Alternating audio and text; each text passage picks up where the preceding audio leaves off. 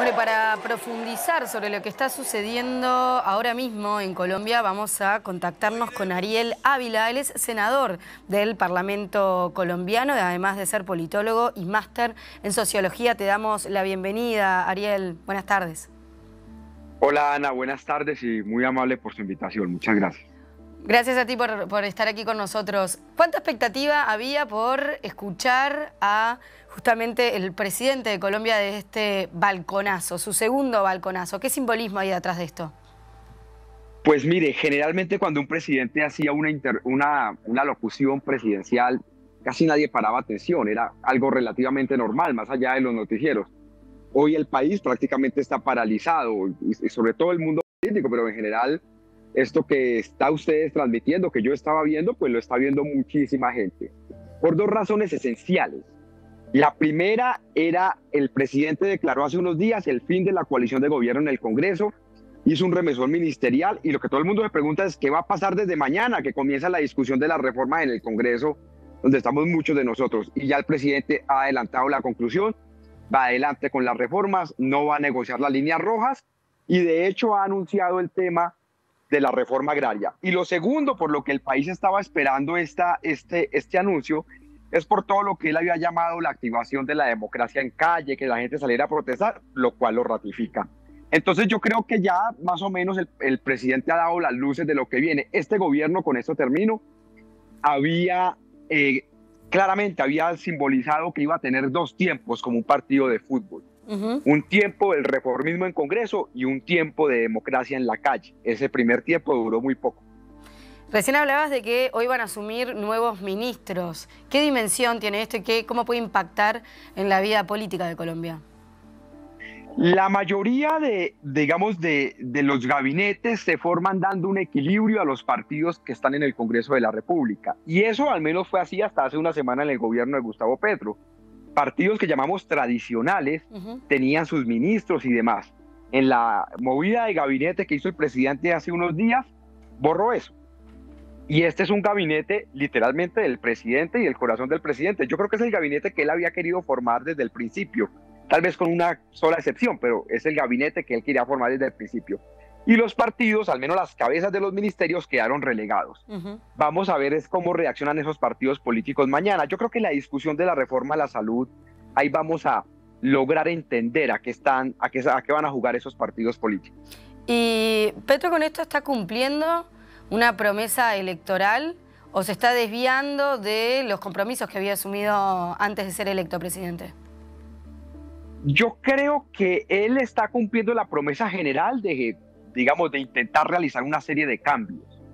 El problema que ha habido es que no han tenido una buena estrategia de comunicación, no ha habido un orden en la forma de priorizar las reformas y sobre todo pues ha habido una serie de idas y venidas con estos temas de disputas con los partidos que no lo han dejado del todo bien parado. Es decir, la gente sí votó por un cambio. La pregunta es si el cambio es el que está plasmado en las reformas o no. Y en eso no hay certeza en la mayoría de la población.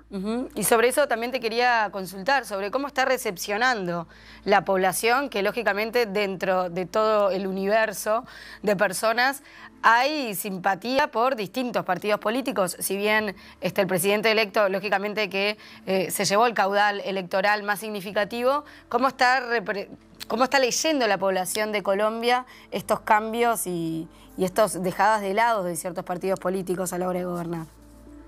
Lo que pasa, Ana, es que, no es solo el remesón ministerial o el fin de la coalición de gobierno, sino que es que estamos en medio de una crisis de seguridad, como está gran parte de América Latina, y una crisis económica, como también está gran parte de América Latina. Entonces, las encuestas notan un desgaste casi de 6 puntos mensuales que ha tenido el presidente muy duro en los últimos 3 o 4 meses, muestran un país lleno de incertidumbre y obviamente este remesón ministerial pues viene a ser leído por la mayoría de la población como aumento en los niveles de incertidumbre.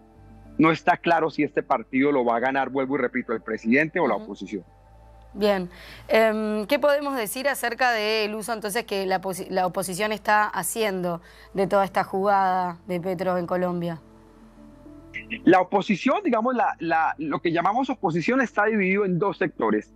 La extrema derecha, que tiene un problema de, digamos, ellos no han hecho la mayor oposición porque tienen un problema de reconfiguración. Durante más de 20 años vivieron bajo la sombra del expresidente Álvaro Uribe y no han encontrado un reemplazo, está muy desgastado. Entonces ellos están mucho más arrinconados. La otra oposición la han venido a hacer un partido de centro derecha, pero sobre todo sectores sociales que no necesariamente están en partidos políticos. Y ahí ha habido mayores resultados, digamos, en esta confrontación contra Gustavo Petro. Un ex vicepresidente llamado Germán Vargas Lleras tal vez simboliza muy bien esa oposición, pero pues la oposición tradicional de extrema derecha no pueden con ellos mismos por esa reconfiguración. Ha sido más bien otros sectores los que la han hecho. Hoy estamos atravesando justamente el 1 de mayo, el Día de los Trabajadores. ¿Cuál es el vínculo de Petro con el movimiento sindical de Colombia?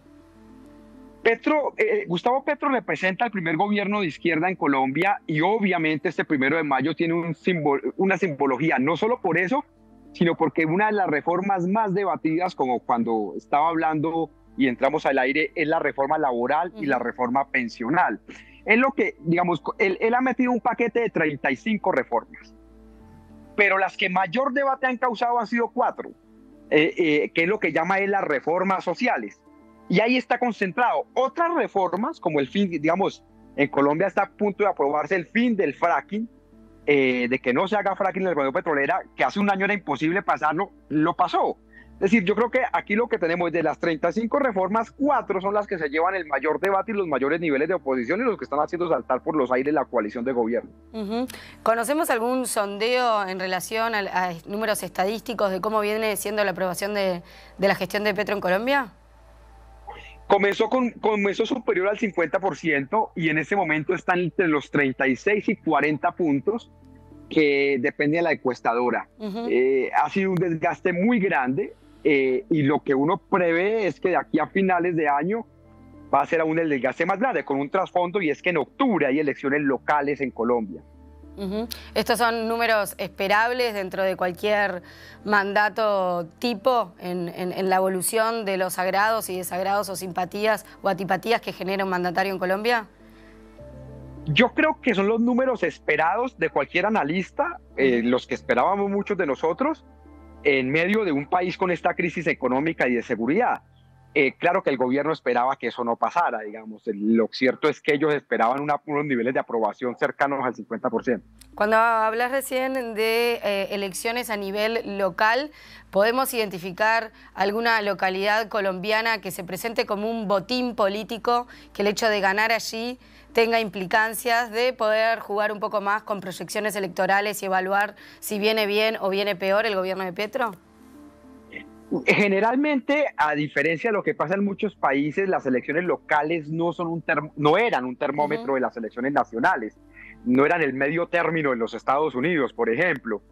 Pero en este caso se van a elegir 1.122 alcaldes, 32 gobernadores y decenas de concejales y diputados departamentales.